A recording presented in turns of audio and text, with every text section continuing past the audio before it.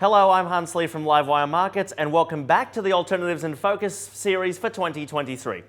Our conversation today revolves around the multi-strategy, or what some people have called the new fund of funds.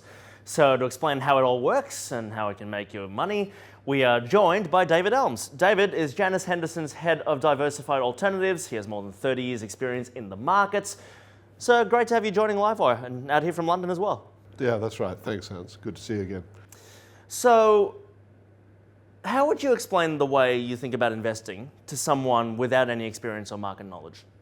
Well, I guess I'd start from the top down and think, what is it about what we do that makes it relevant to investors? So most investors, the bulk of their money will be in equities and shares, often in Australia in Australian shares, and then maybe a distant second in their portfolio will be a fixed income, a bond allocation. And what we're doing is designed to complement those core allocations.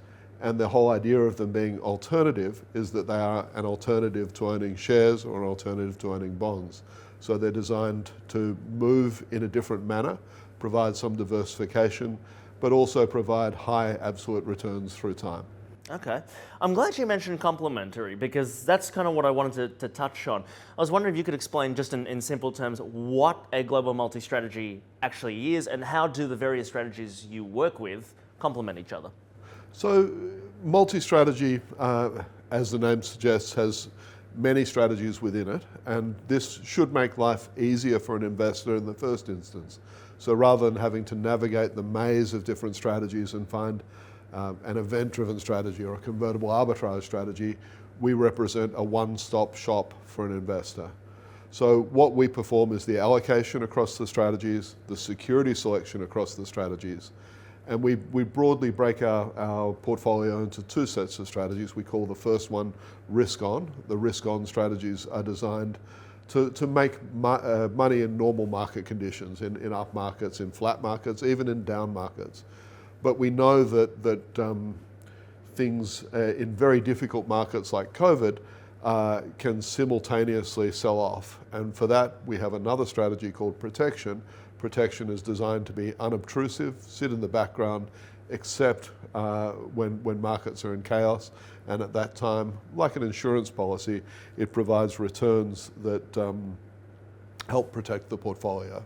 So that's the way we set up our multi-strategy approach. Okay. If we can go into that a little bit more actually as well. I mean, how do you determine which strategy and how much of that strategy that you use, how do you determine which strategy to use and in which market conditions? So our strategies are market neutral and in a sense that they should operate independent of market conditions.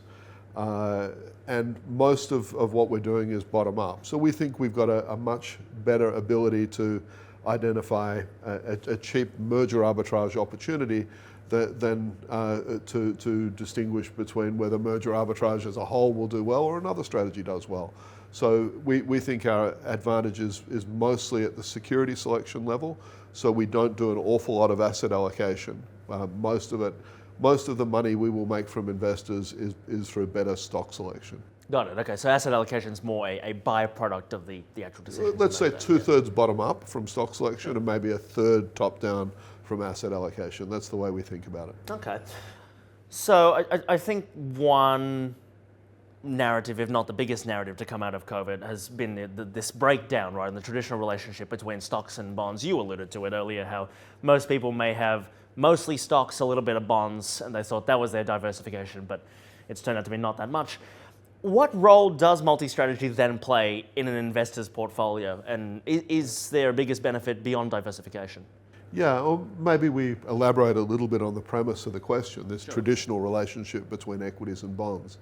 So the last 25 years, which is most people's careers, the traditional relationship between equities and bonds has been that when equities go down, bonds go up. So negative correlation, and that means that a traditional portfolio with nothing but equities and bonds in it diversifies itself in that sense.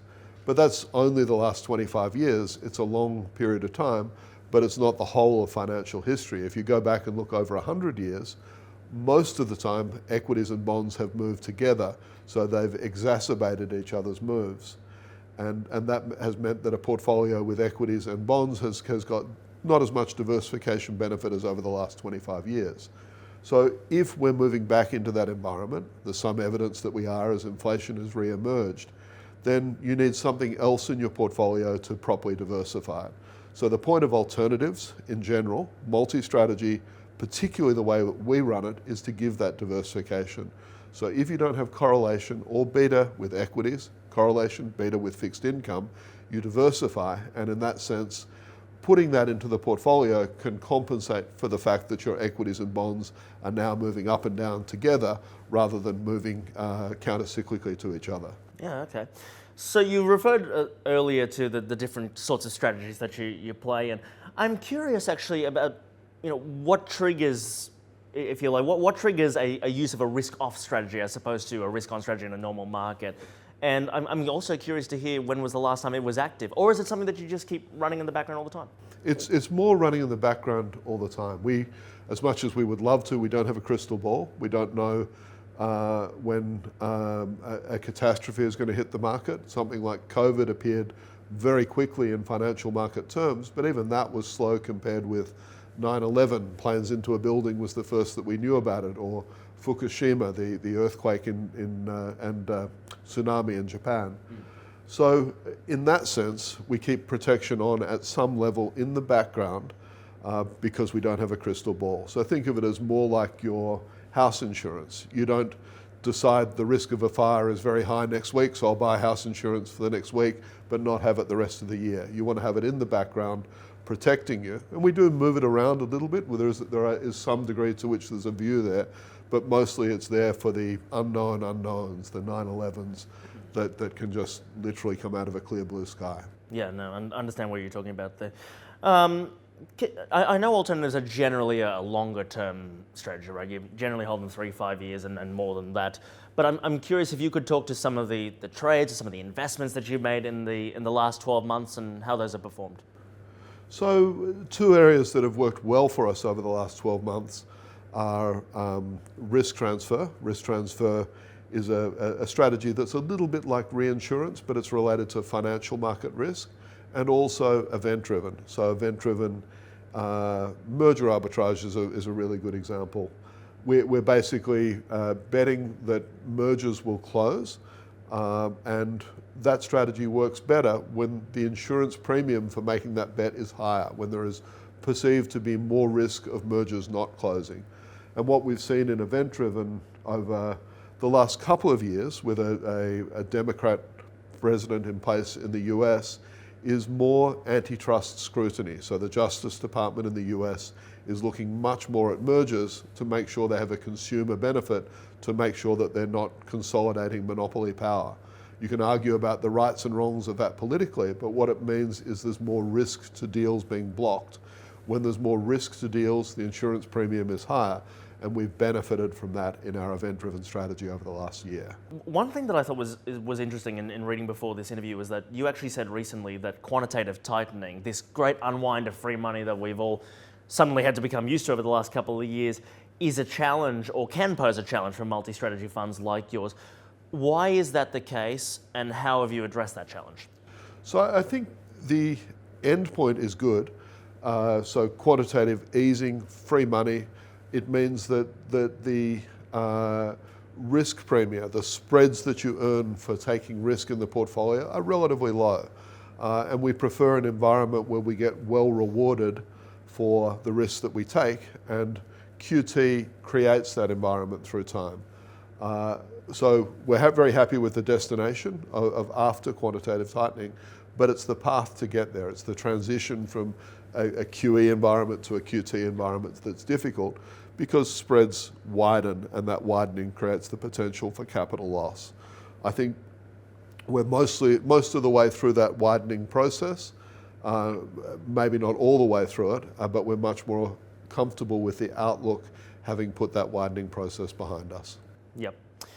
So David, just to finish, I thought I'd ask, is there one thing you've become privy to that maybe you wouldn't have realized or had access to if it weren't for the position, if it were not for all your experience? Indeed, do you have a market view from the top?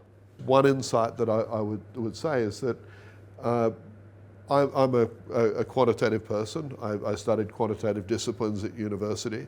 And in financial markets, a little bit of maths goes a long way. It helps you explain markets, it helps you model markets, it helps you build strategies.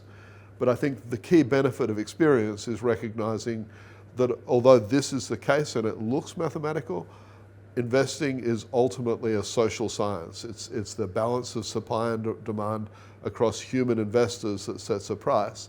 And you need to factor that in more and more over time on top of the maths. And I think that's the benefit of experience, is understanding that it's not just about the models, it's not just quantitative, there is an art as well as a science to investing. That's a good way to finish. David Elms from Janus Henderson, lovely to have you out here from London. Thanks for joining Livewire's Alternatives in Focus series. Thank you for having me here. And thanks for joining us. Remember, if you want to catch the rest of the series, you can go to livewiremarkets.com. Thanks for watching.